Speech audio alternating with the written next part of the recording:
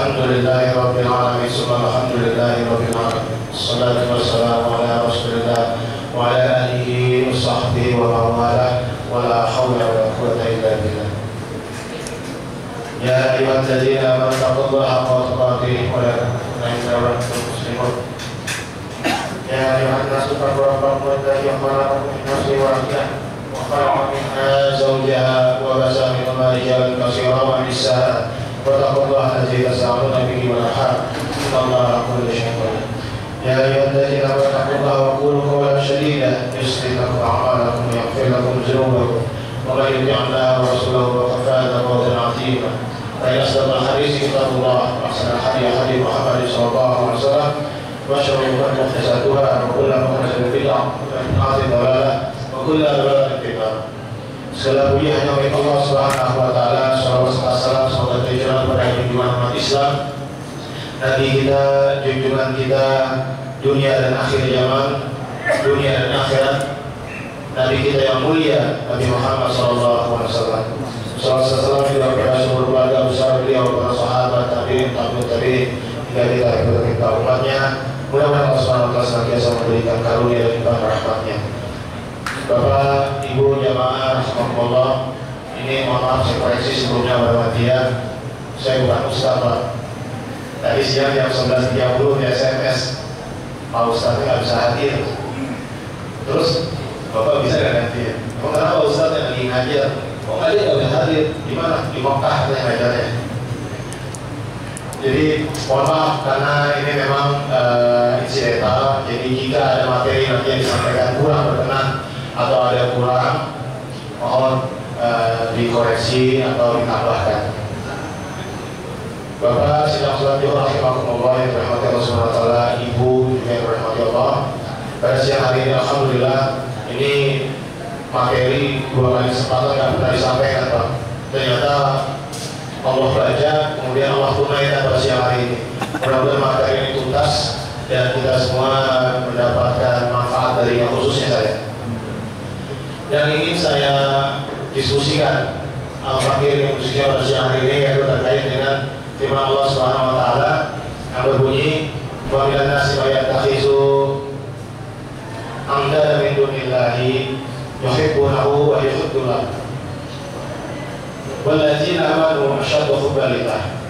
Ayat ini termaktub di dalam surat Al-Baqarah ayat 165 yang artinya dari sebagian manusia, wa minan nasi, dari sebagian manusia, dari sekelompok manusia, dari 200 juta penduduk Indonesia itu ada sebagian, dari satu kecamatan ada sebagian, dari satu kelurahan ada sebagian, dari satu masyarakat ada sebagian, dari kelompok kerja atau gedung ada sebagian, dari kelompok pengajian ada sebagian, dari kelompok jamaah zuhur hari ini ada sebagian. Apa yang sebagian? Amdada min dunillah, yang menjadikan Allah sesuatu selain Allah, sejajar dengan Allah. Jadi Allah disamakan dengan sesuatu selain daripadanya. Jadi Allah disamakan dengan makhluk. Pertanyaannya adalah ketika bapak menikah dengan ibu, kemudian ada laki lain yang disamakan posisinya dengan bapak sebagai suaminya, orang lain orang tua, orang lain tapi disamakan posisinya dengan bapak. Masuk rumah silakan, mau minta makan dilayani, mau minta minum dilayani. Kira-kira responnya apa, Pak? Marah, cemburu, atau murka? Gitu ya. Jawabannya pasti loh. Kalau dia nggak marah, ada yang aneh. Kalau nggak marah, murka ya. Kenapa? Karena dia bukan siapa-siapa, saya kenal juga enggak. Kenapa dilayani? Nah, ibu juga begitu. Ada perempuan masuk dilayani seperti istri. Gitu ya. Mau minta uang belanja dikasih, mau minta beli baju dikasih. Nah, juga jadi intinya adalah bahwa posisi seperti ini memungkinkan kedua belah pihak baik ibu maupun suami istri itu menjadi murka dan marah ya, karena bukan porsinya. Ternyata Allah yang demikian. 1400 tahun yang lalu, 14 abad yang lalu,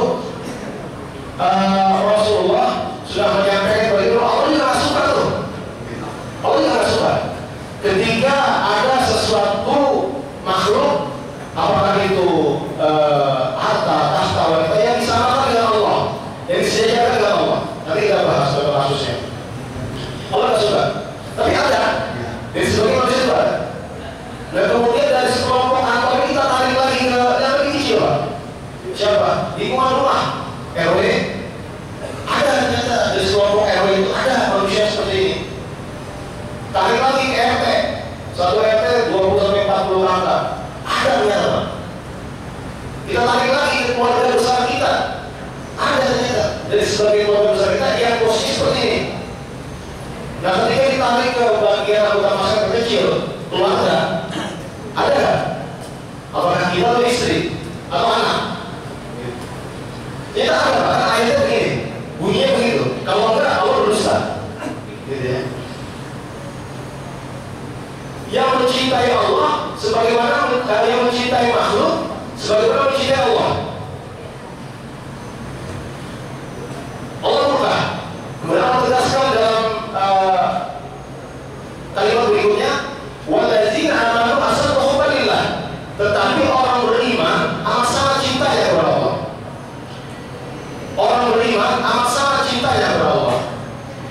Jadi Allah sudah tegaskan bahwa tidak ada toleransi untuk orang beriman. Cintanya kepada Allah amat sangat. Kita tarik ke kasus Bapak Ibu yang dirahmati Allah. Kaitannya dengan ayat yang kedua.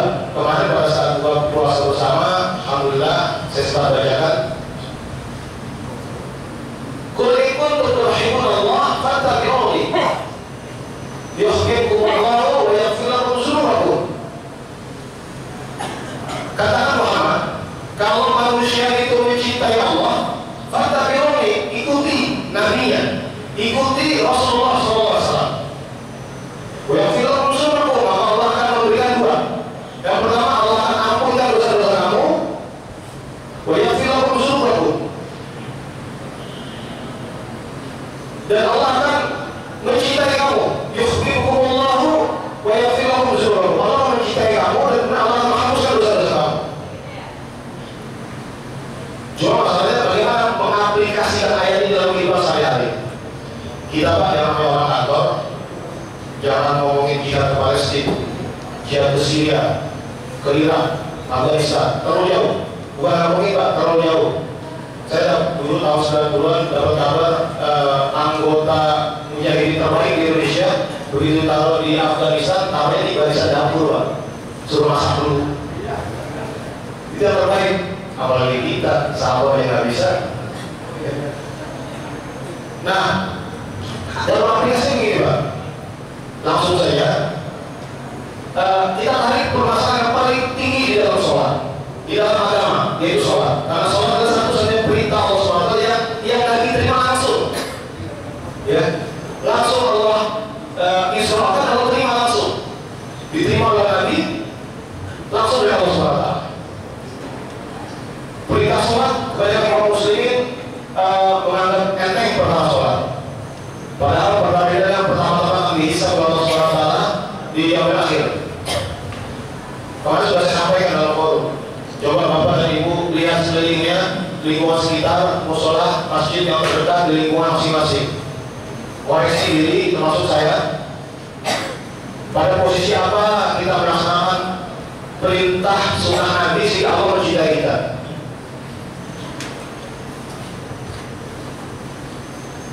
Nggak usah bicara setiap hari, 1 minggu aja kita libur, weekend. Nggak kemana-mana, ada di rumah 24 jam, tidak keluar kota juga. Ini aja kita evaluasi Pak. Ya, ketika Allahu Akbar, Allahu Akbar, Allahu Akbar, Allahu Akbar. Pertanyaannya, sunnah Rasulullah SAW dan para sahabat dan para tabi'in, mereka melaksanakan sholat fardunya di masjid. Tidak ada satu catatan sejarah manaqib dari para sahabat yang mencantumkan sholat fardunya di rumah. Nggak ada Pak.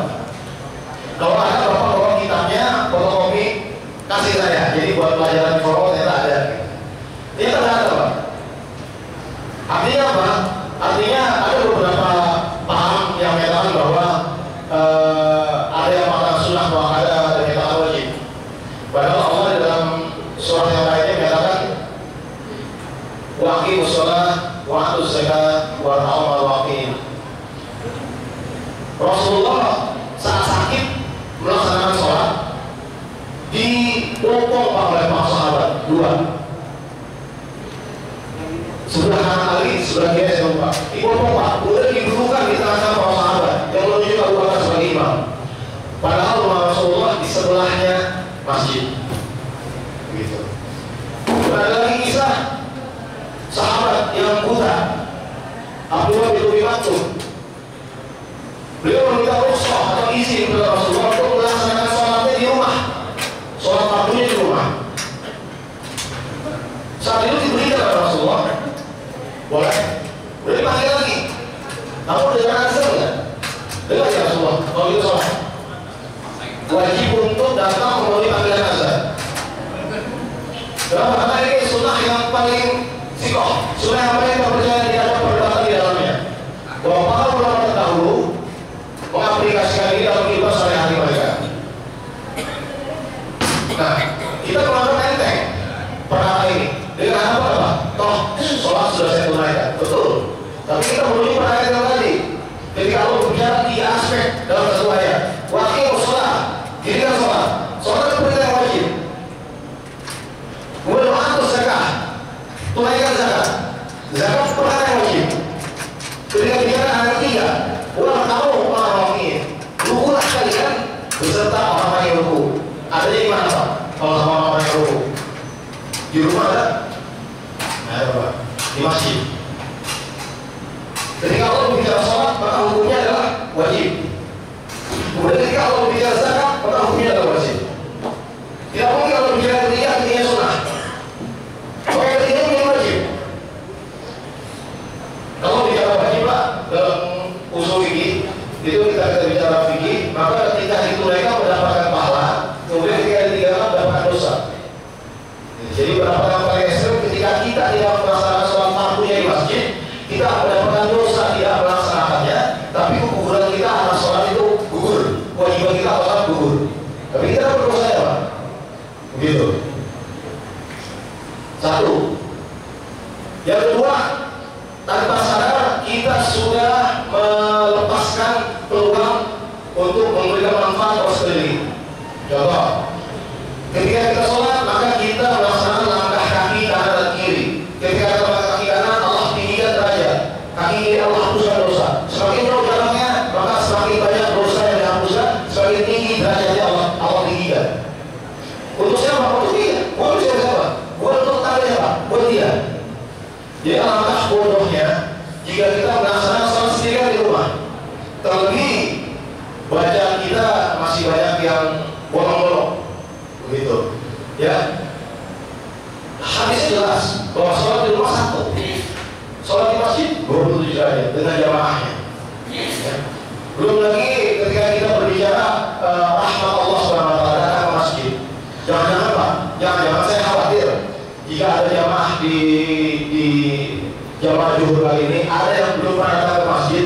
Jangan-jangan bukan kita yang datang ke masjid Pak, tapi masjid yang nolak kita. Masjid yang nolak kita buat datang ke dia. Jadi kita harus datang. Masjid terima entah kalau kita beli bungkus baru terima.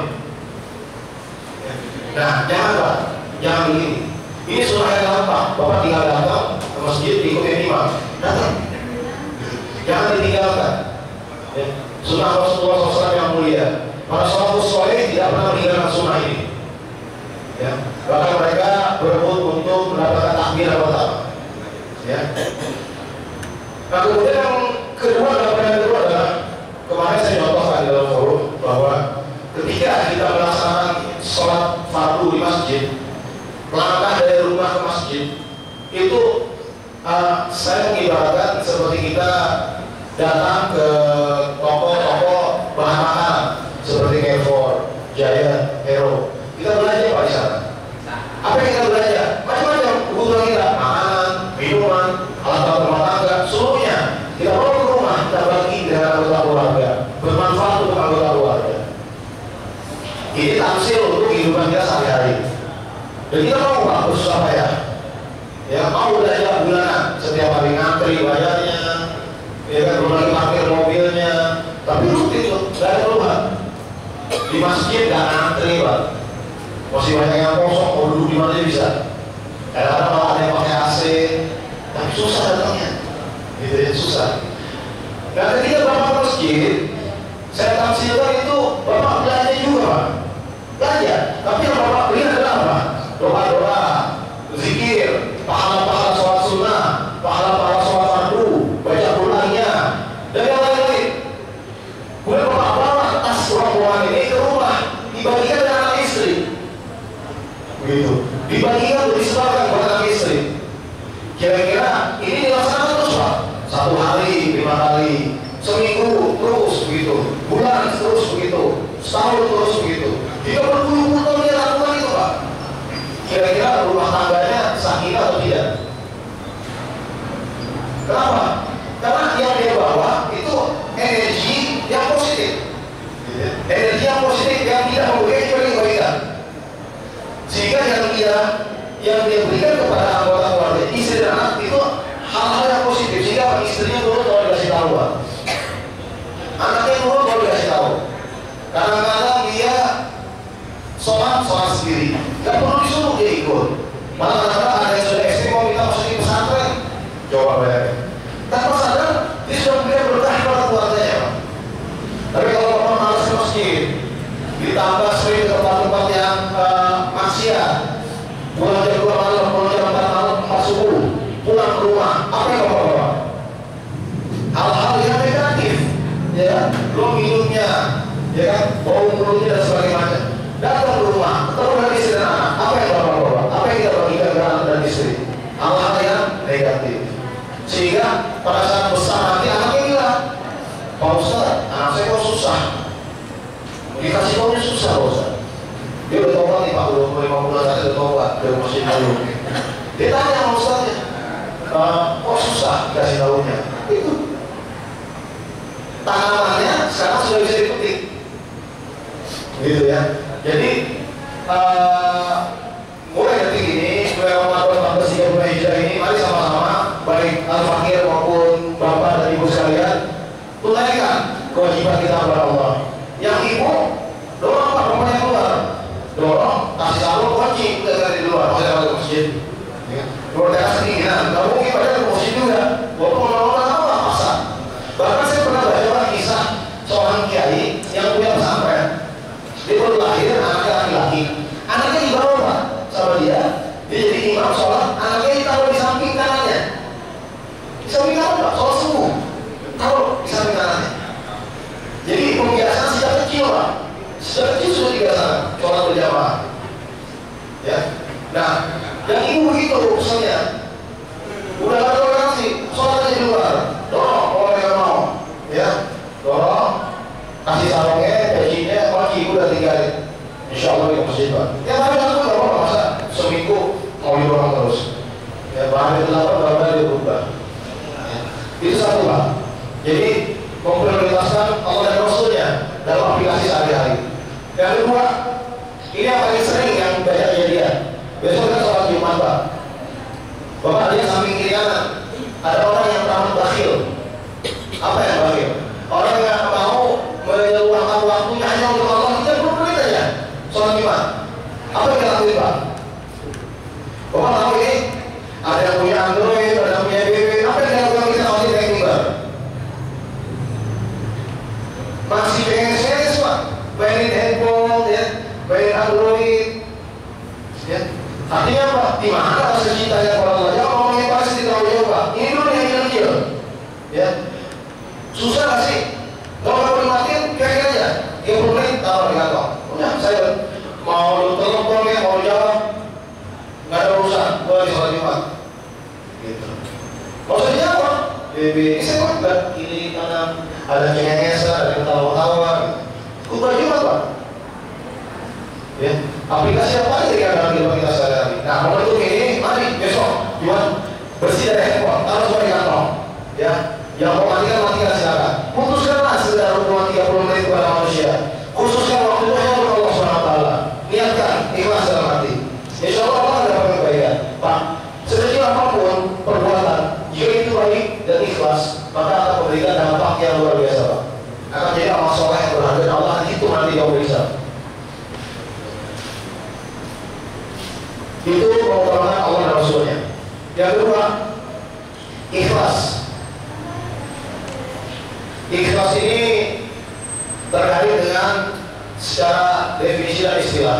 Kalau definisi kita baca buku-buku kan ikhlas itu adalah bersih dari kotoran, bersih ya, suci, nggak ada niatan di dalam hati. Kemudian dalam istilah pengertiannya adalah khusus hanya mengharapkan dari Allah SWT. Begitu. Nah, kalau bicara ikhlas ini amalan yang tidak satu orang Pak, tapi dia amalan yang dari kita hidup sampai kita wafat. Ketika kita bicara sholat hari ini, maka niat kita turun dari tangga, kita harus sudah uji niatnya, gitu ya. Ketika sholat, Allah uji lagi niatnya. Kemudian ketika selesai dia sholat, Allah uji sampai berpuluh tahun ke depan. Oh iya, sholat saya dulu yang tahun 2000 musuh banget.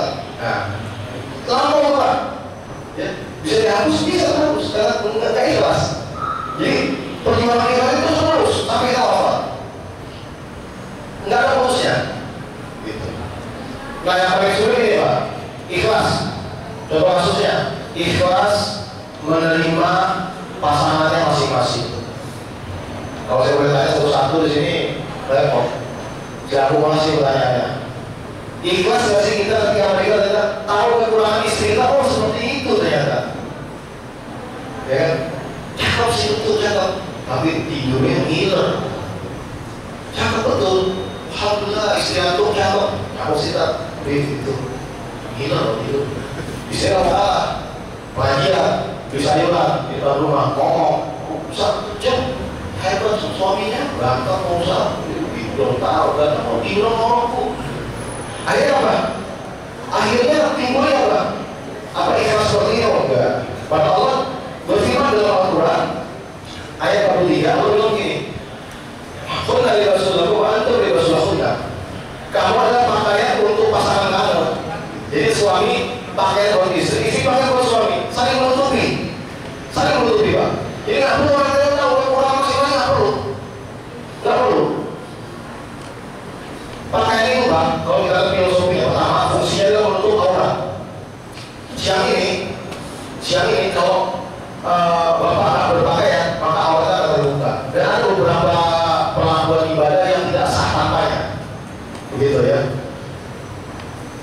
Jika berpakaian menjadi wajib, sebagaimana Imam Bukhari bilang di dalam usulnya, dia bilang bayan wajib, penjelasan tentang sesuatu yang wajib ada yang wajib. Jadi berpakaian jadi wajib ada, karena bahkan kita sholat menutup aurat. Yang kedua adalah kehormatan atau harga diri. Jadi ketika kita berpakaian, sesungguhnya kita menghargai diri kita sendiri. Ketika saya minta, Pak, tolong dicopot pakaiannya, amalannya sekalian aku. Bapak jangan keluar, Pak. Banyak kita malam-malam di luar. Kira-kira besok masih dihargai kan? Enggak, enggak dihargai. Pakaian itu untuk menutupi bohong-bohong yang ada di kita, lubang-lubang yang ada di kita, sehingga tampak mulia di hadapan manusia. Itu fungsi pakaian. Jadi suami istri saling tutup, nggak perlu diinformasikan kekurangan kepada yang lain. Ya kecuali ada silang pendapat, kemudian dibutuhkan hakim, nggak silakan untuk berkonsultasi di sana. Jadi menerima apa adanya kekurangan kita, apa adanya kekurangan pasangan, kemudian ikhlas. Ya, ikhlas. Ikhlas ini Fudail bin Iyad menafsirkan surat Al-Mulk ayat 2 yang terkait dengan alladzina khalaqal mauta wal hayata liyabluwakum ayyukum ahsanu amala. Dia bilang ikhlas yang paling benar, yang paling baik Allah akan uji kita supaya kita menjadi yang paling baik. Itu tafsirnya adalah akhlasahu dan aswabahu, yang paling baik dan yang paling benar. Bapak punya yang ikhlas, tapi cara sholatnya salah. Enaknya subuh dari sebelumnya Mas, 4 rakaat cakep nih. Subuh 4 rakaat dari terima Pak, karena tidak mencakup yang kedua, yaitu yang benar. Nah kemudian benar juga begitu, benar subuhnya 2 rakaat, tapi ada yang megang sholat ini, dia tahu sholat 2, lu masih jauh, ya. Nah tidak ikhlas, itu tidak diterima. Ya. Contoh yang kedua adalah menerima kontraknya sebagai manusia. kita menerima kewajiban kita sebagai laki-laki ketika menikah menjadi suami. Perempuan juga begitu, menerima kewajibannya sebagai perempuan dan ketika menikah menjadi istri. Nah yang sulit begini, ketika si istri bekerja, dia tidak menerima kewajibannya sebagai perempuan tuh, nggak menerima dia. Kenapa? Ketika suaminya matang, disuruh berhenti itu mengurus keluarga, alasannya apa? Karir saya lagi nanggung mas. Sekarang posisinya lagi presiden direktur umpamanya. Ya. Padahal perintah suaminya adalah wajib. Ya. Suami dapat pertimbangan yang matang, negatif positifnya memerintah istrinya untuk istirahat di rumah, man. Urus anak, urus rumah tangga. Gitu. Nah, ketika si istri membangkang, maka dua yang dia dapat. Pertama, dosa atas pembangkangannya dan dosa atas aktivitas kerjanya. Selama dia bekerja, maka dia mendapatkan dosa karena dia ada ridho suami di situ. Ya. Dan yang terakhir, alhamdulillah tepat pada waktunya. Ada istiqomah. Setelah kita melakukan ibadah itu hanya untuk Allah, kemudian ikhlas, yang ketiga terakhir adalah istiqomah. Istiqomah artinya di dalam surah Al-Fusilat ayat 30 Allah bilang begini, innal ladzina qalu rabbuna Allah mustaqim. Sesungguhnya orang yang beriman kemudian mereka mengatakan Tuhan kita adalah Allah. Mustaqim, mereka berpegang teguh. Tatanazzalu alaihimul malaikah alla takhafu wa la tahzanu. Malaikat ini Allah akan turunkan kepada mereka, kemudian malaikat akan menghibur mereka. Malaikat akan mengatakan alla takhafu wa la tahzanu. Jangan takut, jangan sedih. Hiburan orang beriman, Pak. Ya, jangan takut, jangan sedih. Allah lanjutkan dalam ayat berikutnya. Nahnu awliya'ukum fil hayatid dunya wa fil akhirah. Kamilah penolong kamu di dunia maupun di akhirat. Allah menggunakan nahnu itu kami bisa siapa saja. Bisa Allah langsung turun tangan, bisa malaikat-malaikat Allah, bisa makhluk-makhluk Allah, baik berupa binatang, tumbuhan, bumi, air dan sebagainya. Nahnu awliya'ukum fil hayatid dunya wa fil akhirah. Kamilah penolong Allah di dunia dan di akhirat. Oleh karena itu sebagai penutup sekali lagi saya ingatkan, marilah bersama-sama momentum Ramadan 14 Hijriah ini kita manfaatkan amal soleh kita dari mulai kecil, sholat berjamaah, kemudian mematikan handphone atau memutuskan kontak ketika kita melakukan sholat Jumat, kemudian yang terakhir adalah kita istiqomah. Ya, insya Allah ada apa-apa ketika satu komunitas rumah 160 rumah namanya melakukan aktivitas sholat di masjid, kemudian dia terus pulang balik ke masjid, tetangganya begitu juga, semua sama, satu komunitas 160 rumah melakukan hal yang sama, maka la fahtahna alaihi barakatan minas samai wal ardh. Maka Allah akan turunkan keberkahan dari langit dan dari bumi. Buat siapa? Buat kita juga, Pak. Bukan buat siapa ya, Pak? Buat kita juga. Itu saja yang bisa saya sampaikan, mudah-mudahan bermanfaat. Apabila ada yang kurangnya, mohon diucapkan maaf yang sebesar-besarnya. Kemudian kalau ada benarnya, insya Allah didatangkan dari Allah SWT dan bisa diambil manfaatnya. Wassalamualaikum warahmatullahi wabarakatuh.